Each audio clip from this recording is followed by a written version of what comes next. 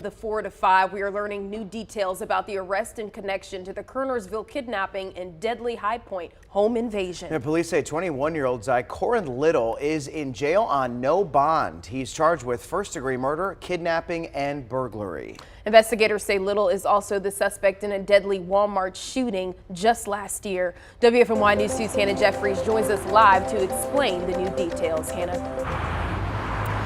Yeah, that's right, guys. Police have arrested the suspect in this case, as you mentioned, Zycorin Little. And this is the second time within the past 16 months that he has been arrested for murder. Now, the other incident, as you mentioned, happened at a Walmart in High Point, and now he is in jail. Now, people are relieved that he is in jail this evening, the community that is, but police say there is still more to learn. And that's why they did a flyer response today. It's when officers and volunteers go out into the community where a crime happened. They knock on doors and talk to neighbors while handing out flyers. Now, the goal in all of this is to check on neighbors, answer any questions they might have, and see if they know anything that could help this investigation. Former police officer Bobby Davis says the partnership between the public and police is vital when solving these cases. You'd be surprised to know what people know. And you'd be surprised to know that those people that do know that are afraid of coming forth to let the authorities know what they know. And certainly by withholding that information, that may be the very thing that they need to contact the investigators for the success of the investigation. Now, once again, Little has been charged with first-degree murder and 2 counts of kidnapping. Police say this is his second charge again within the past 16 months, and he is now at the Guilford County Jail under no bond. Live in High Point, I'm Hannah Jeffries, WFMY News 2. Hannah, thank you. Let's get to your 4 to 5 roundup now. 2 people are recovering after a fire early this morning in Winston-Salem. Firefighters shot this video of an outbuilding engulfed in flames on Sprague Street. We don't know the extent of the victim's injuries or what caused the fire. A pair of layoffs for 2 Triad companies. Novant Health says it's laying off 160 workers. A company spokesperson says the move mainly impacts management and administrative roles. Novant says it is redesigning how the company operates, and they're working with people impacted. Now, the company also says patient care will not take a hit. Also, Tyson Foods is downsizing at its Wilkesboro plant. The city of Greensboro says the decision impacts more than 170 workers, with around 110 of them living in Guilford County. The company wouldn't confirm the number of jobs impacted, but says it's given team members the chance of changing positions. Tyson Foods is the #1 employer in Wilkes County. The Whole Foods in Greensboro is back open today. The grocery store says it's now safe for staff and shoppers to return.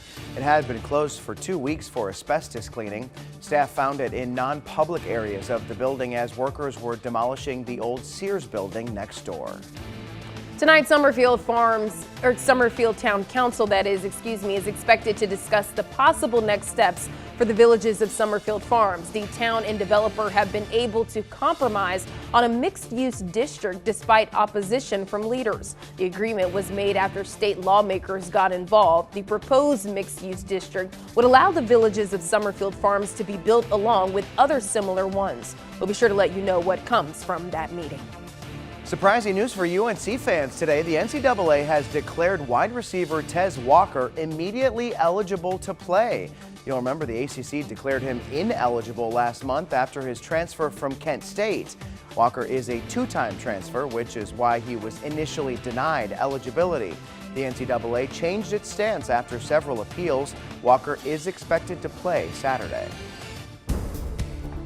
We've had another gorgeous day across the Triad. Couple of clouds currently out there on our Winston-Salem camera, but temperatures today have managed to climb back into the middle and upper 70s. Remember, for this time of year, now October 5th, typically we're going to be seeing temperatures in the middle 70s, so a little bit warm for this time of year. Currently sitting middle and upper 70s, 78 in Asheboro, 77 in High Point. Look at the satellite and radar. Not much to see right now. Don't have to worry about rain chances heading into tonight, but we are watching our next rainmaker possibly, again, this is a very weak system in terms of seeing that rainfall with it. It is going to continue to push toward our area. This is an incoming cold front that's going to bring in very stray shower chances heading into tomorrow and into Saturday, and also much cooler air, especially into the weekend. So Friday, we're back in the middle and upper 70s.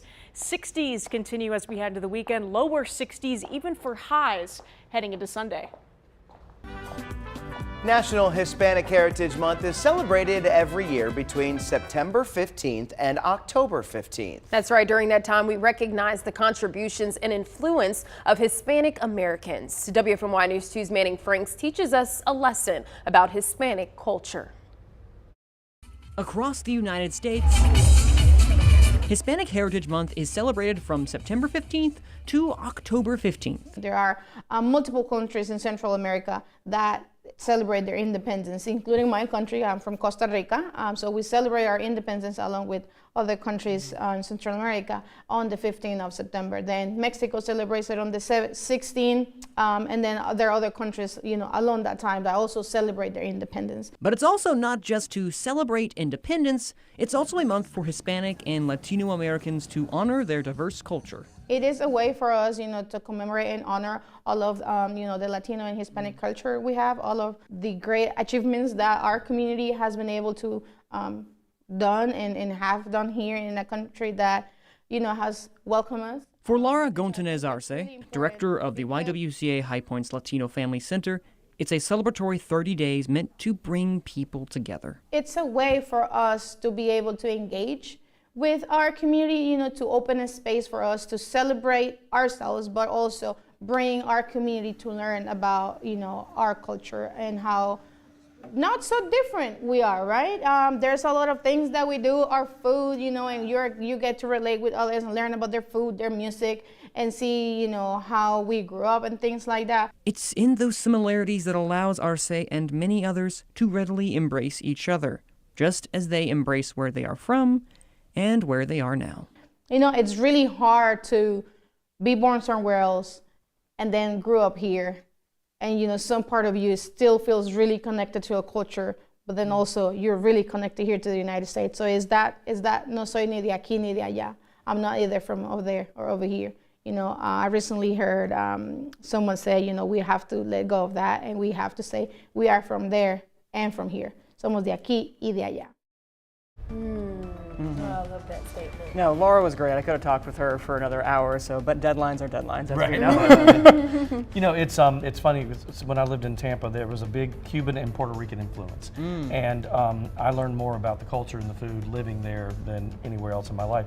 And what I think you find out is that you can grow an attachment to a lot of different cultures because of, it can be food, it can be dance, music. Yes. There's so much out there.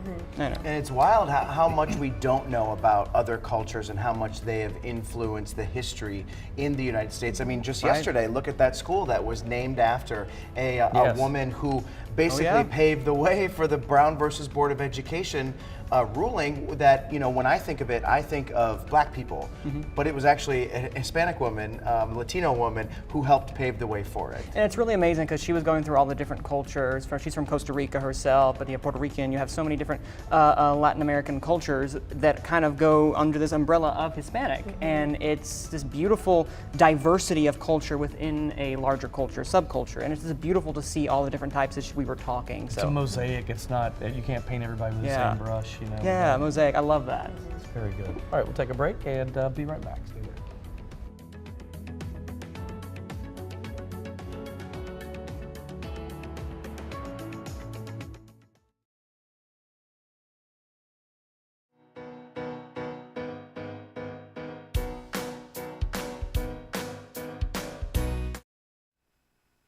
Taylor Swift.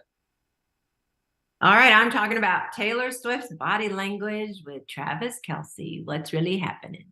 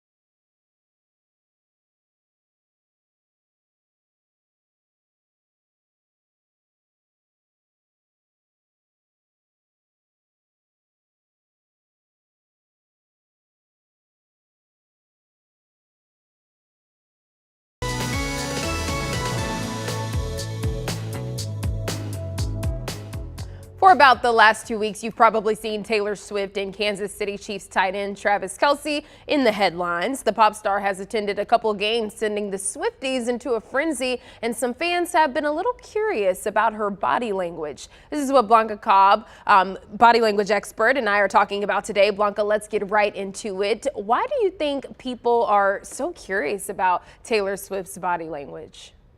You just said it. It's about curiosity. Is it real or is it a PR stunt? What is really happening? And is this possible? It's like when any two people get together and it seems like, wow, I wouldn't have thought about this connection. People question it. And about the images that we saw, can you kind of talk about what you've seen as well too with her body language right here on our screen?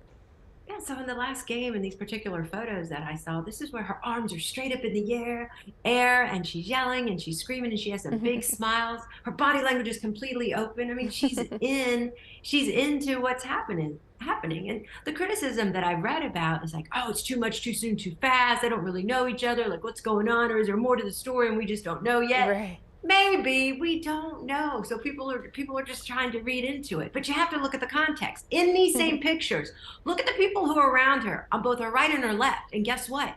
Their body language is very similar. So when the context fits, then you're like, oh, okay, yeah, she has a similar level of enthusiasm as some of the fans that she's with. Nice. And what about the body language of Taylor and Travis leaving the game? Because we've seen that as well too. Oh yeah, and here comes some more critics. They're not holding hands. They're not two together. You know, they have some separation. Yep. But here's the thing. There could be a lot of possibilities. One, they're trying to figure it out themselves. Two, maybe they just want to get through the crowd and they don't want they're tired of the cameras because they know they're being photographed. People are watching them. Maybe they're just trying to get to point A to point B. Maybe they're trying to figure out what's going on between them. Maybe they just want to be private. My point is there's a lot of maybes here, and they're all a possibility. The best thing when it comes to high-profile couple is to see them in candid shots when there aren't photographers right there snapping photos or taking video. Because why? They're going to be more relaxed, more in their element, more comfortable, and that's where you're really going to get a sense of how they're feeling. You definitely feel like the pressure is on when so many people have been following this story. Well, Blanca, thank you. You can continue the conversation with Blanca on her Facebook page, Blanca Cobb, body language expert. We'll be right back.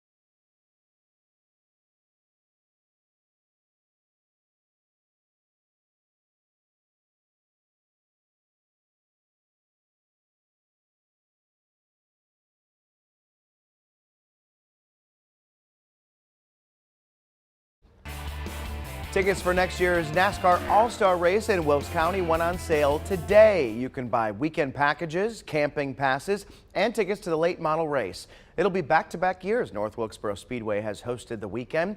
It went more than 25 years without a NASCAR race until last spring.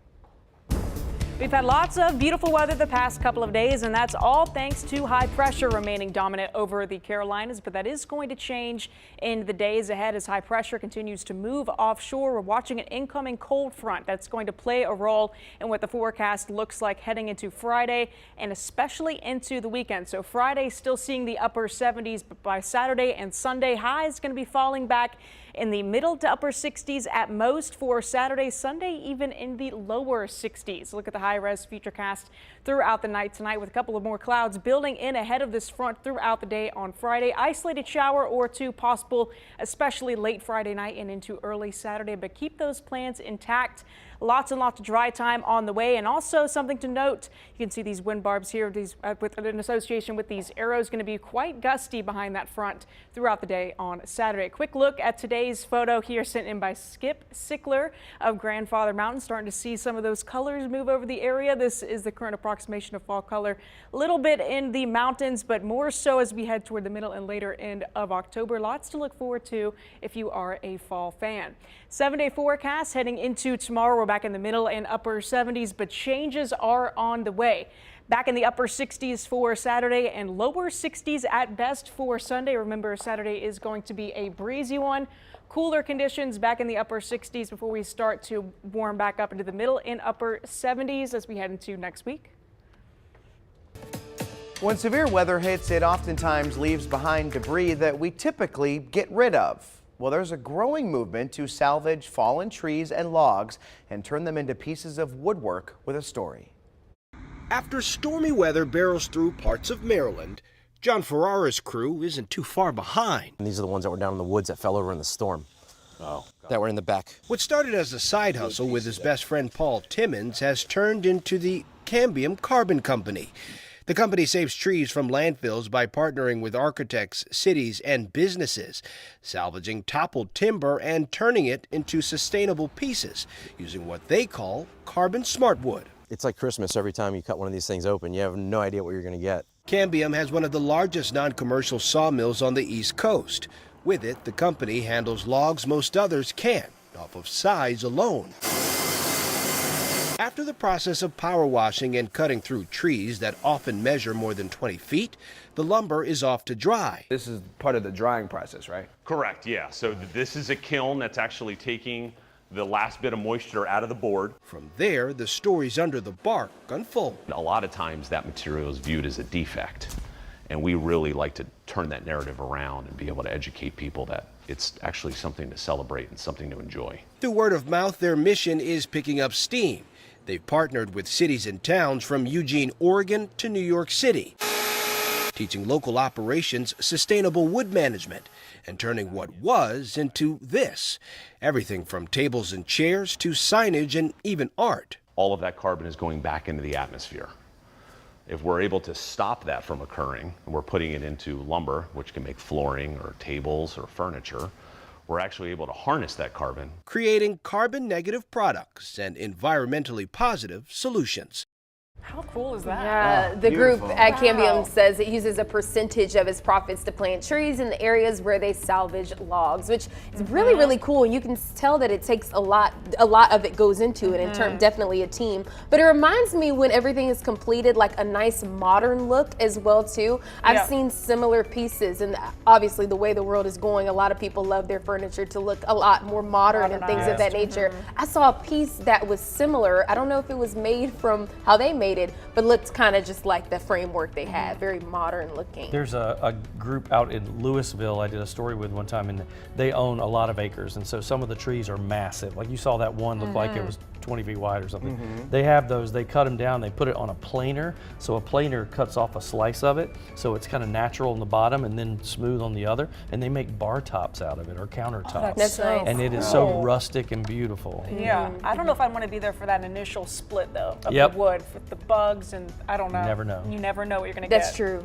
I grew up that way in the woods, and when my dad would cut down a tree, I'd always count the rings to see how old the tree was. Yeah. I think it makes it even more special when you know where it came from too. You know what I mean? Very Oh, cool. yeah. Very cool. All right, we're coming right back. Stay there.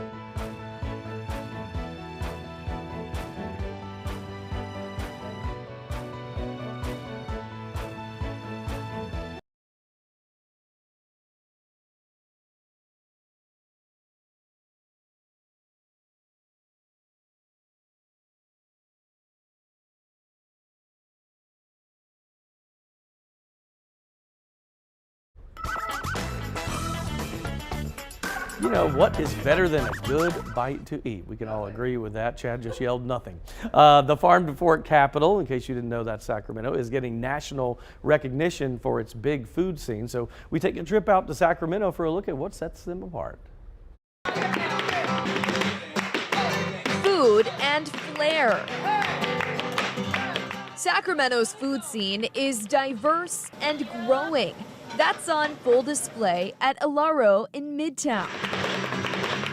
The diversity makes it a destination point. I think the more restaurants you have creates a culture. A culture ranking among the nation's best. Wallet Hub says Sacramento is the third best foodie city in the country, ranking in the top 5 with Orlando, Portland, Miami, and San Francisco. We are, heavily looking at how to be a foodie on a budget. That's hard to do in New York or Vegas or LA. Wallet Hub analyst Jill Gonzalez says the best cities have access to a lot of options. In Sacramento, you kind of have the best of both worlds, where you're not sacrificing too much quality and you are able to afford to be able to go out on a date as a family and not break the bank. Also important, proximity to farms and locally sourced food.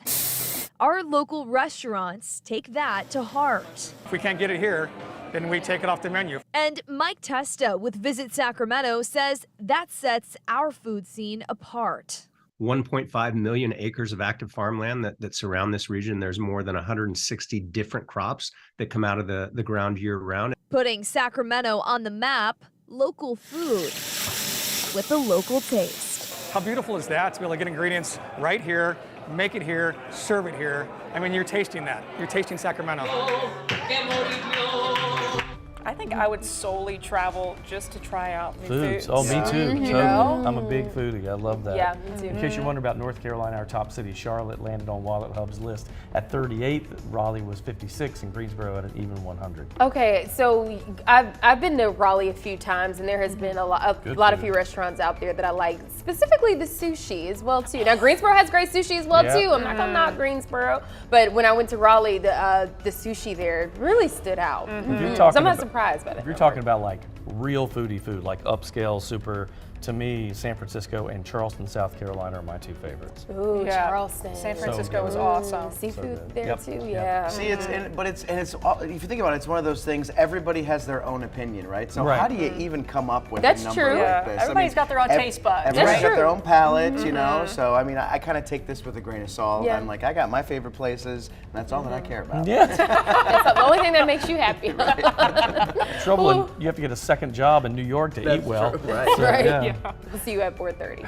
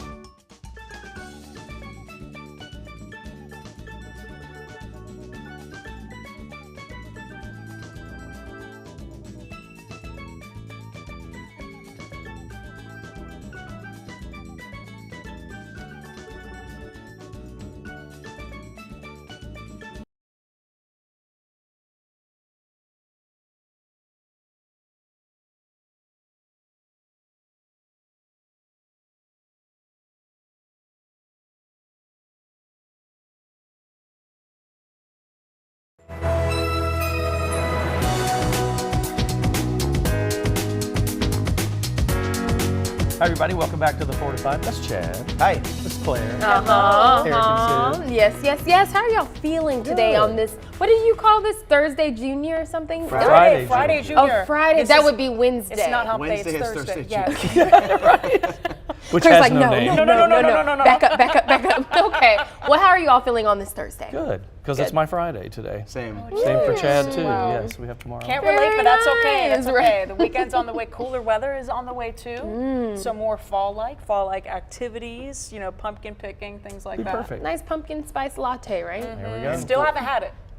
Oh, Ever? We gotta get you one. Oh, we're working on that. Yeah, we're gonna do it. It's not all it's cracked up to be. Just a heads up. Okay, I'm ready. A little of a taste test, right? All right, we got to get to some big news today. First, Washington lawmakers are aiming for a vote as early as next week to name a new Speaker of the House. That's right. Despite Congress being in recess, 2 representatives have already declared their candidacies, with another potential contender also throwing their hat in the race. How are you feeling this morning? Right. Less than 48 hours after Republican Congressman Kevin McCarthy was ousted as Speaker of the U.S. House, the race to replace him is ramping up. House Judiciary Chair Jim Jordan of Ohio, a vocal ally of former President Trump, was the first to announce his candidacy, arguing he believes he can unite the conference. My politics are entirely consistent with where conservatives and Republicans are across the country. House Majority Leader Steve Scalise of Louisiana, who's currently undergoing treatment for blood cancer, is also in the race. He says he has a track record of leading House Republicans. This is really important that we get this right. And Oklahoma's Kevin Hearn, a lesser-known lawmaker, says he's also considering a run. How do you unite the conference? Well, you listen first and you see what the issues are. House Republicans are expected to hold a candidate forum next Tuesday, and members are hoping for a vote on who will fill the vacancy by the middle of next week. Until the next speaker is elected, the House is paralyzed by politics, unable to conduct business with a looming November deadline to avert a government shutdown and an ongoing fight over additional funding for Ukraine. More than anything, we need to change the poisonous atmosphere in Washington. While the next speaker will be forced to work with Democrats in a divided Congress, their first task will be trying to rally support within a divided Republican House. Let's get to your 4 to 5 roundup now. U.S. Secretary of State Antony Blinken is leading a U.S. delegation in Mexico to discuss drug and arms trafficking, as well as record migration. Now, these visits come after Biden's recent decision to waive 26 federal laws in South Texas that would allow construction of up to 20 miles of border wall. New York City's Mayor Eric Adams is in Mexico as well to personally persuade asylum seekers to stay away from his city. 75,000 healthcare workers joined the picket lines today. Kaiser Permanente workers walked out after negotiations on a new deal failed. Employees say staff shortages have left them overworked and burnt out. It's important to note this is not impacting healthcare workers in North Carolina. The Biden administration is forgiving $9 billion in federal student loan debt for 3 categories of borrowers: public servants, some people enrolled in income-driven repayment plans, and others who are disabled. The move affects roughly 125,000 people. This comes as student loan payments resume this week following a more than 3-year pause. New research shows men are also at risk for postpartum depression. It suggests new fathers should also be screened for this type of depression. In a recent survey, 1/3 of fathers screened positive. Researchers say men often aren't as willing to accept help, and their mental health issues can impact their partners as well. Another gorgeous day today with lots more clouds on the way as a cold front slowly approaches the area. Right now, though, temperatures are lingering in the abnormally warm middle and upper 70s. Again, typically in the middle 70s for this time of year. A quick look at the satellite. Not too much to worry about in terms of shower chances. That's thanks to high pressure still remaining dominant over the area, but not for too much longer as it pushes offshore and this cold front continues to sweep toward the Carolinas here in the next couple of days.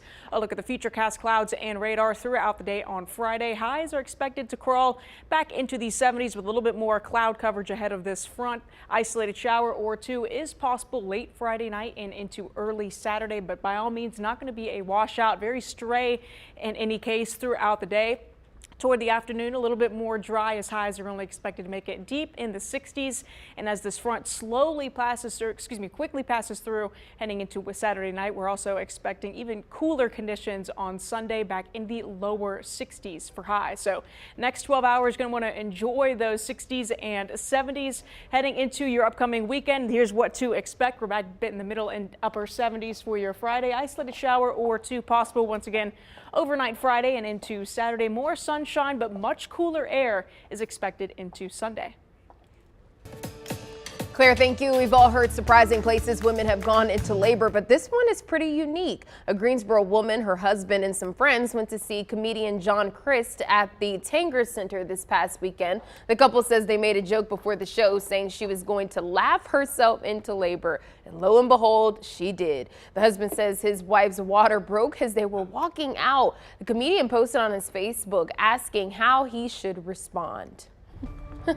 Well, that is really interesting. You never, be careful what you say. That's right. Be careful what you say because you could speak it into existence. He needs to use that as a promo for his comedy. So good, we'll send people into labor. And like he should have a show that's just pregnant women. Yeah, right. Oh, that's it. Yeah. Oh my gosh, end up having first responders right there ready to go. Because Cone Health is standing by. I'll tell you what, and then him make a joke about that. I'll tell you what, I wouldn't be laughing anymore. I know. All that, but hopefully everything went well with her in terms of that. sure but did. gosh, that is something. That's a great story, though. Yeah, They'll have that forever. Usually you're just like giving birth in a vehicle on the way to the hospital or something like that, right? Yep. I mean, that's kind of become Not normal, at a so concert. That's pretty wild, yeah. Yeah. All right, do you remember that iconic theme song from the hit comedy Frasier? A lot of people do. It's something about eggs and ham. I remember that. The TV series signed off in 2004 after winning a record 37 Emmys. Now Frasier revival, that's coming to CBS. It stars Kelsey Grammer again in the familiar role of the psychiatrist, Dr. Frasier Crane. This morning we got a look at Grammer in the studio updating the show's theme song alongside composer Bruce Miller. Hey baby, I hear the blues are calling, tossed salads and scrambled eggs. Bruce came up with this tune, and I actually said to the producers, oh, by the way, I'm going to sing this song. Because I always wanted to sing a theme song. And maybe I seem a bit confused. Yeah, maybe, but I got you pegged. And then I kind of stumbled on this kind of character in my head that was, sort of an old blues singer. Lovely party, And, it's infused with personality. It's really fun. I think a sincerely cool version. But I don't know what to do with those tossed salads and scrambled eggs. The style of it, I mean, it's real jazz. On the original, the band that I had was literally some of the most respected people in jazz. We kind of blended a little bit of a newer feel. I miss you, and I won't take no for an answer. Don't sit there! Those are Christian Lacroix pillows. So we can't sit on the couch. Not in jeans. It's the third or fourth act in his life as a father and a teacher now. There's new challenges, and so I wanted to reflect the idea that he's matured some, that he's a little more sophisticated, takes himself a little less seriously. What do you say we have a toast? I got some scotch, if that sounds good. Great, I'll go get it. Top shelf. Of course, nothing less. No, it's on the top shelf of the hutch, green plastic jug. Life's calling again. Frasier has re-entered the building. Frasier's coming around again. He looks the exact same. Yeah. He kind of does. During the show.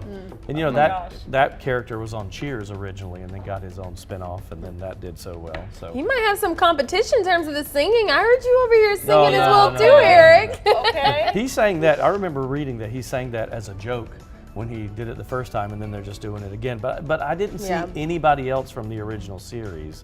I want to see if some of the other people show up. Maybe that was the intentional, like his, Maybe. was it his brother? Yes, David Hyde Nigel. Pierce, was that his name? Niles was the Niles, character's name, okay. and then Roz was his producer. Yes. He was a local radio host, so I don't know. I'll have to take a look at the show. So I've good. never seen it or anything of that nature, but I'll have to take a look at it. Yeah, we're gonna have to binge it. Yeah, together. there you go. Yeah.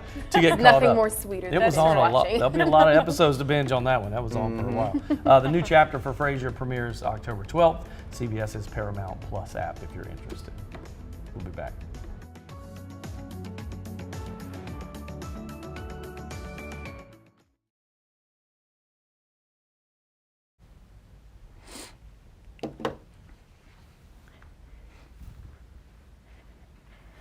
Well, they do go together forever, like a classic combination, Brad.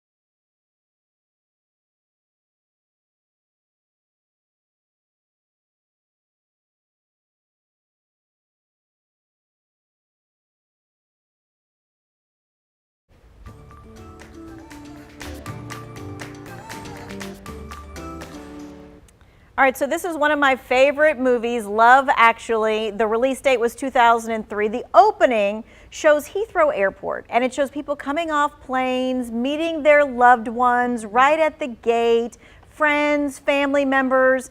Now, the only people at the gate are the people taking the next flights. It does not look like that any longer. I mean, you can wait at the TSA entrance with posters and stuff, right? But it's not the same, is it? No, it's not the same. I love watching like some like 90s shows where they show Yes. you like right at the gate, like waving Right goodbye here. or going up to the gate to purchase that last minute ticket. Yes. Can't do it. You can't do that anymore. So back in the day, of course, you used to be able to do that. Sometimes you would just simply go, sometimes to watch the airplanes take off.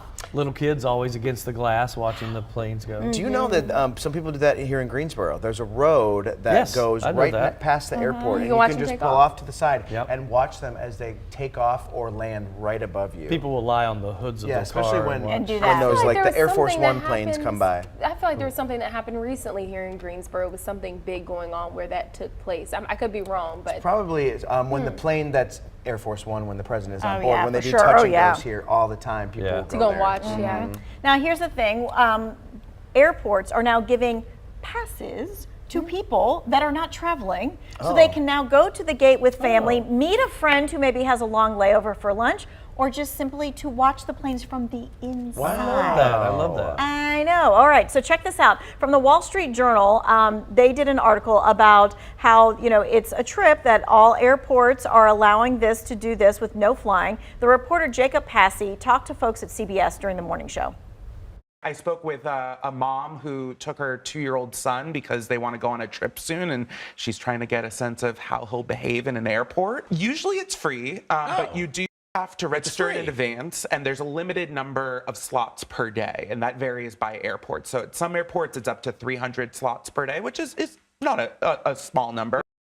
300 slots a day. Yeah, that's a lot. Okay, that is not normal. Orlando's airport has 15 slots a day, and they limit it to the new terminal only. And the reason why they do that is for them, it's like a promotional thing, like come to the terminal, see the new restaurants and shops that we have. We have a 2-story like Universal shop that you can go to and all that kind of jazz. That makes very sense. nice. 300 slots though, that's a good amount. I wonder if that's the beginning of us getting back to that. That's what I wonder. Like little baby steps over time. Could be, I guess. I also wonder how long it will last because there's going to be somebody who's going to take somebody else's ticket and hop on a plane somewhere.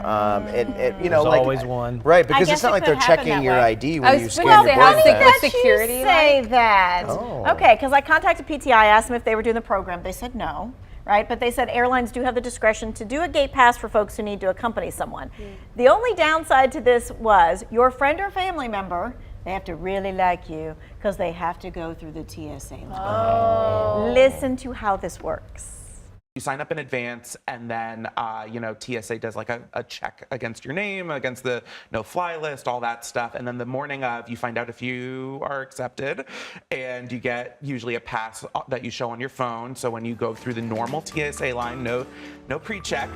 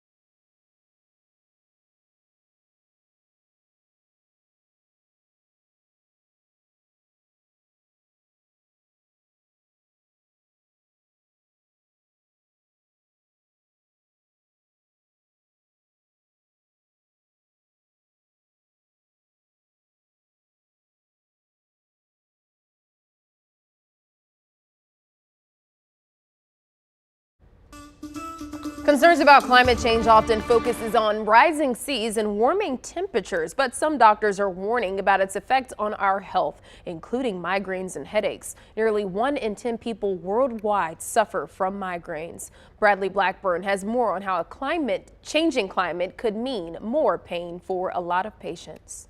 All right, so just look straight ahead from here. Nettie Alvarado knows how debilitating migraines can be. She's suffered from them for more than a decade before her daughter was born. She says, "Mom, you're in your room, it's dark. Are you okay?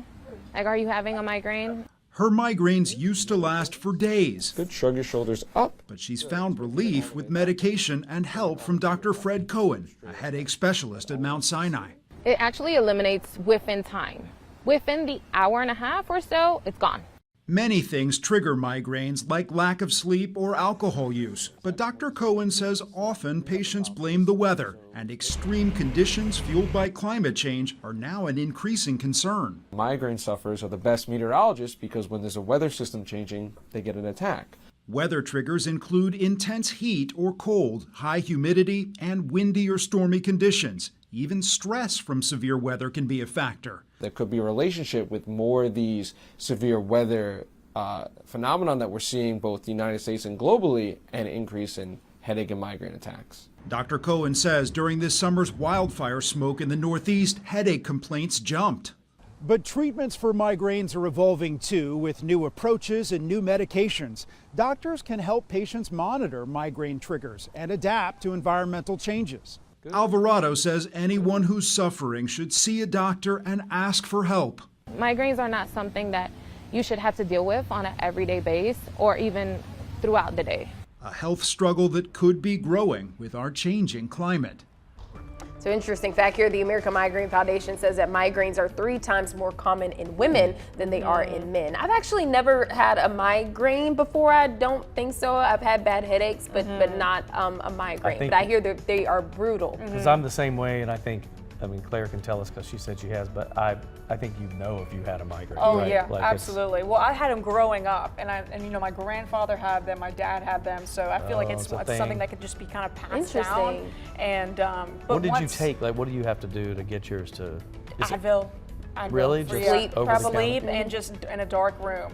Sometimes put a cool cloth on your forehead. Wow. Has climate change ever been a part of that for you? I don't think so. Okay. I don't think so. I think it was just purely growing up and hormones and whatnot. And but probably yeah. passed down. Maybe that could be a 100%. Yeah. So. All right, let's talk about a forecast. Yep, absolutely. Well, it's been a beautiful day today. We've been back in the middle and upper 70s, a little bit warmer than average. The next couple of hours, we're falling back into the 70s, eventually into the 60s tonight. We're in the upper 50s and lower 60s. Pretty comfortable with more clouds in the forecast, all ahead of a cold front tomorrow. We're back in the middle and upper 70s, but a cool down is on the way. Full 7-day forecast right behind me, going from the upper 70s back into the upper 60s. Thanks to this front, isolated shower chance is intact into Saturday morning, but as we head into Sunday, more clear skies with warming heading into next week. We are continuing our Read to Succeed program across Guilford County schools. Today, WFMY News 2's Christian Morgan and Amber Lake stopped by Frasier Elementary to read to students. You can see the excitement on their faces. Some started dancing and some even sang some fun songs. Students even got the opportunity to anchor their own newscast. We'll have the full highlights of today's adventure tomorrow on the Good Morning Show at 6 and 9. All right, in case you missed it, today is World Teacher Day. Teachers can get a free medium coffee today from Dunkin' Donuts to celebrate. The deal is being offered all day long. They are limited to 1 free coffee. But I asked you on Facebook to tell me how your favorite teacher made a difference in your life. Here's what you had to say. Tracy said, "She encouraged me and recognized and helped me develop my writing and editing skills. Thank you, Dottie Lily Hoots." Aww. And then Stuart Smith, who went to high school with me, said, "She gave birth to me. Thank you, Mom." That's his mother was our Spanish teacher, Miss Smith. And Ryan says, "My 5th grade teacher let us all be the children we were. She helped us be thankful for our differences as well as things we had in common. It was extremely fun going to school because she was the best." And Lisa says, "My 4th grade teacher picked out books and would read a chapter every day to the class, always making it fun and exciting. I guess my love from reading actually came out of that." What is it about the 5th grade teachers? The 5th grade teachers? They always get all of the I had right. Yeah. They're the Too. best. I had the best 5th grade teacher. Did you? I really love those teachers that really try to make gain a relationship with you and really try to make that connection. That goes a long way as well too. And I still stay in contact with some of my teachers Oh, I from do too. years ago. So that's the beauty And of it. sometimes there's one or even more, two. There's probably two for me, that maybe three, that really shaped who you end up being. They're hard to forget them. Hard to forget them. It's about the teachers that aren't only there to teach, but also to make you into, To a better person. Better to a better person. person. Absolutely. We'll All see you right, at we'll 5. take a break.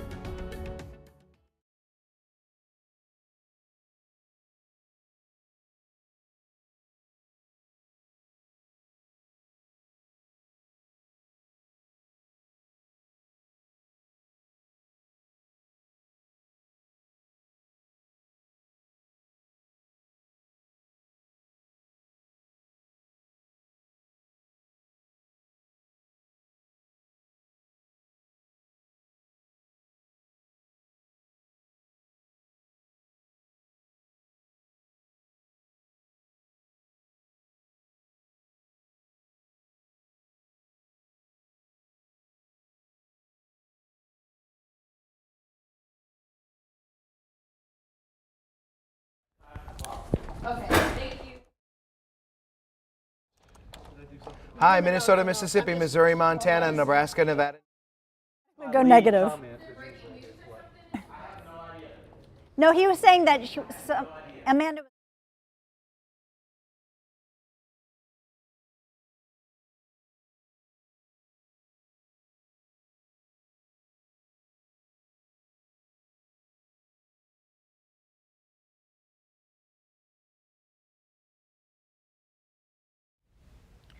Hello, I will be doing a tease at the end of the A block. Ice cold.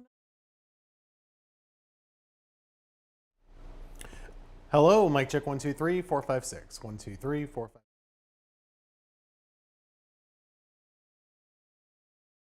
They say he lit up their world. The family says.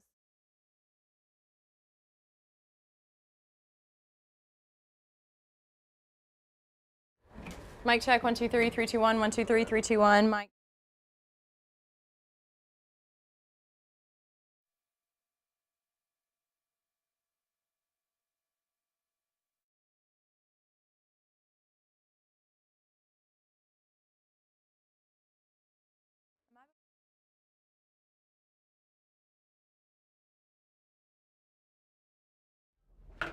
I don't ever have anxiety. Like, serious, like. Anxiety. Huh? Hmm? No, you don't want me to say it.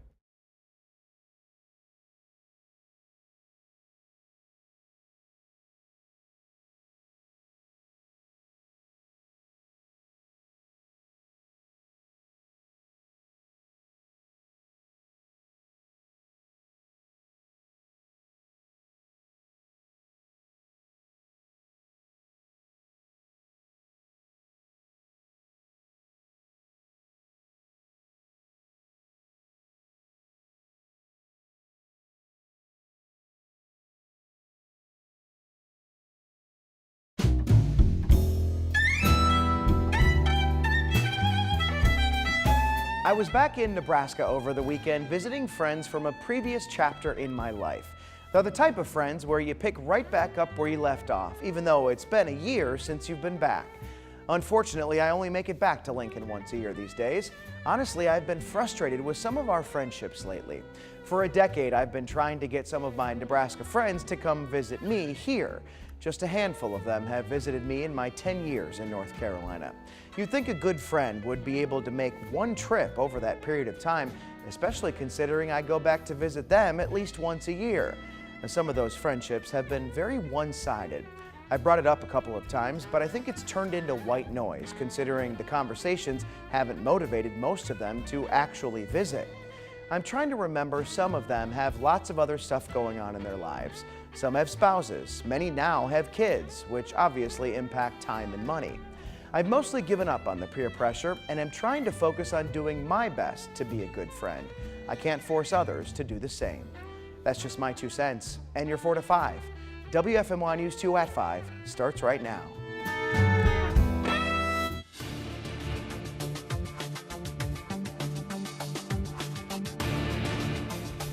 1 week after a crime spree that included a kidnapping and murder, police say they've arrested a man responsible. High Point police arrested 21-year-old Zykorn Little. They say he was out on bond connected to a murder